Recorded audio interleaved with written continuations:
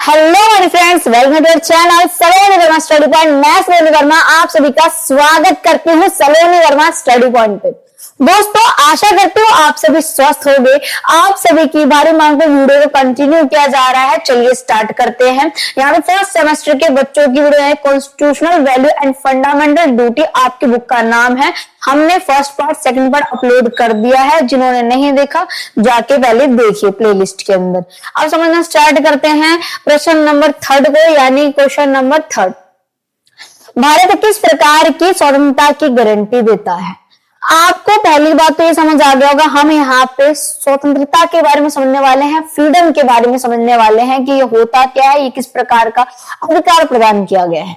भारत के प्रत्येक नागरिक को कुछ मौलिक अधिकार दिए गए हैं और टोटल उनकी संख्या 6 है। एक है समानता का अधिकार, स्वतंत्रता का अधिकार, शोषण के विरुद्ध अधिकार, संवैधानिक उपचारों का अधिकार, धार्मिक स्वतंत्रता का अधिकार, संवैधानिक उपचारों का अधिकार, सांस्कृतिक शिक्षा संबंधी अधिकार। ठीक है, तो इसमें क्या है, अब हम समझेंगे तो क्या स्वतंत्रता का अधिकार समझने वाले हैं। स्वतंत्रता होती क्या है, लिबर्टी होती क्या है? तो ये जो स्वतंत्रता शब्द है वो अंग्रेजी के लिबर्टी शब्द से लिया गया है और ये हिंदी का एक रूपांतरण है। क्या है? हिंदी का एक ट्रांसलेशन है।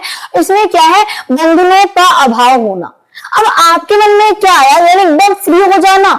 अच्छा, आपको पता है स्वतंत्रता जैसे आपको देखिए भारत के प्रत्येक नागरिक को दे रखी है, तो यानी आप स्वतंत्रता का ऐसा यूज नहीं करोगे कि आपकी स्वतंत्रता किसी दूसरे व्यक्ति के लिए उसकी क्या बन जाए, हानि बन जाए, या उसकी स्वतंत्रता का हनन बन जाए। यानी आप तब तक स्वतंत्र हो जब तक आपकी स्वतंत्रता दूसरे को हानि ना पहुंचाए।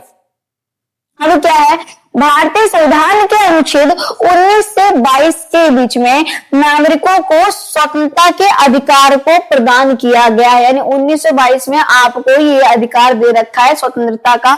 अनुच्छेद देखोगे 25 से 28 में धार्मिक स्वतंत्रता दे रखी है। अब पहले समझते हैं ये स्वतंत्रता है क्या। यानी कि अभिव्यक्ति की स्वतंत्रता, बोलने की स्वतंत्रता, सभा करने की स्वतंत्रता, एक स्थान से दूसरे स्थान पे घूमने की स्वतंत्रता, एक स्थान से दूसरे स्थान पे बस जाने की स्वतंत्रता, शांतिपूर्वक सभा करने की स्वतंत्रता, शांतिपूर्वक आंदोलन करने की स्वतंत्रता, इसी को स्वतंत्रता का अधिकार कहा जाता है। अब बात की अनुच्छेद किससे, 25 से 28। धार्मिक स्वतंत्रता यानी भारत के प्रत्येक नागरिक को, है ना, यानी कि सभी धर्म अपने आप में सर्वोच्च हैं। आप अपने धर्म का पालन कर सकते हैं, आप किसी के धर्म को ठेस ना पहुंचाए, आप अपने धर्म का प्रचार कर सकते हैं। अगर आपको आपका धर्म पसंद नहीं है तो आप दूसरे के धर्म को अपना सकते हैं या फिर अपने धर्म का प्रचार प्रसार कर सकते हैं।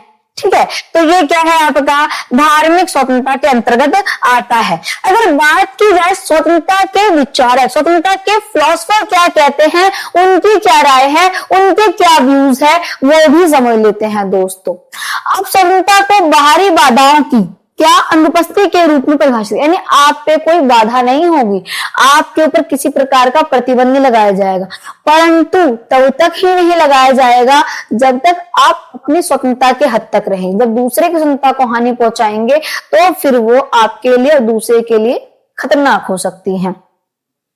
जो लोग जो है वह करने की रोक, अब मान लीजिए ये नहीं कि आपने बोला कि मैं दूसरे गैर कानूनी काम करूंगा, फिर तो ये स्वतंत्रता नहीं है। स्वतंत्रता वो है जो कि आप जो है कोई गैर कानून ना करे, संविधान के दायरे में अपने काम को करे, उचित कार्य को करे, इसी को स्वतंत्रता कहा जाता है। अगर गैर कानूनी काम करेंगे तो फिर वो स्वतंत्रता के दायरे में नहीं आता है। अब इसके बारे क्या है, और जो भी करना चाहते हैं उनका मानना था कि कानून जो है कृत्रिम जंजीर स्वतंत्रता को कम करना।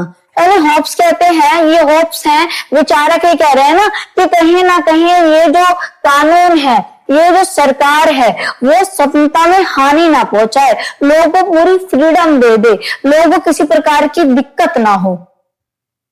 अब स्वतंत्रता का अर्थ और उसका नियंत्रण का अभाव नहीं करना, यानी स्वतंत्रता पे नियंत्रण का अभाव नहीं करना, वरना व्यक्ति के विकास की अवस्था फिर प्रतिभा। महात्मा गांधी जी का ये मानना था कि इतनी भी स्वतंत्रता ना दी जाए कि लोग अपनी हदों को भूल जाएं, इतनी भी स्वतंत्रता ना दी जाए कि लोग दूसरों के लिए खतरनाक हो जाए, इतनी भी स्वतंत्रता ना दी जाए कि वो देश के विकास को छोड़ के कोई गैर कानूनी काम करने लग जाए। यानी हर चीज पे प्रतिबंध लगाना अत्यंत आवश्यक होता है, हर चीज पे। अब आपको समझ आ गया, तो ये क्या है, स्वतंत्रता के अंतर्गत आपको बताया गया है। चलिए अब आगे समझते हैं थोड़ा इसे और।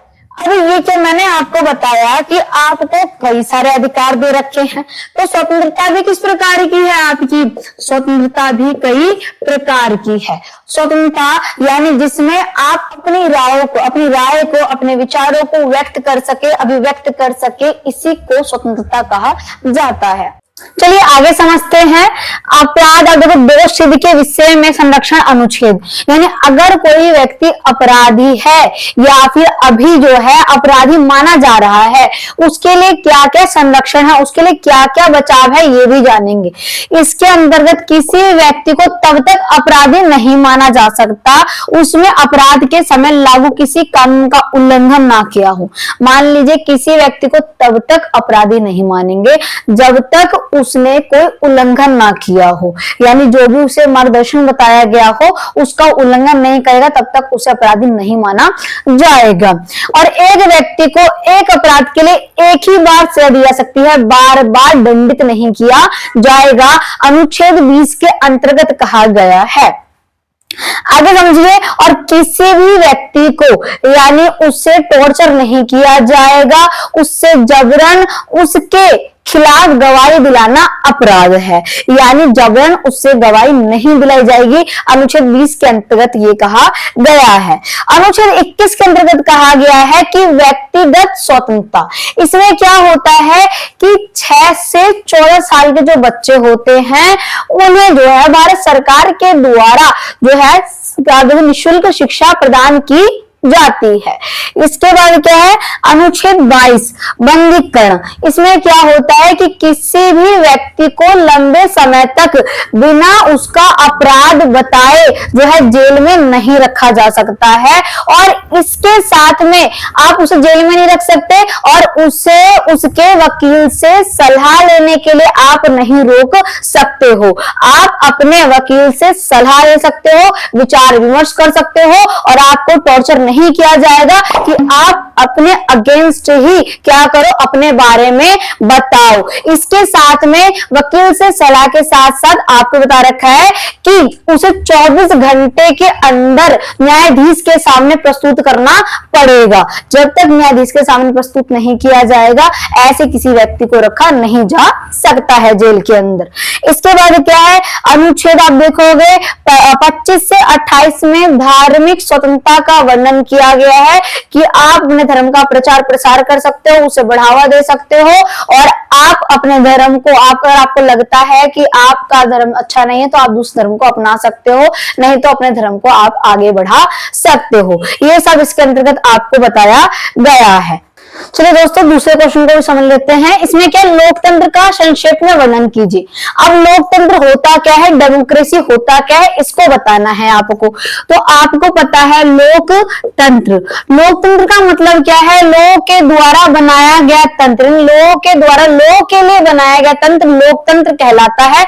इसमें हर 5 साल में चुनाव होते हैं। क्या होते हैं, हम बोल सकते हैं कि हर 5 साल में, हर क्या 5 साल में होते हैं चुनाव। इसके बाद आप देखोगे कि इसमें जो है कि बहुमत के आधार पे जो भी प्रतिनिधि चुना जाता है वो देश का प्रधानमंत्री बन जाता है, जिसके द्वारा देश की शासन व्यवस्था चलाई जाती है।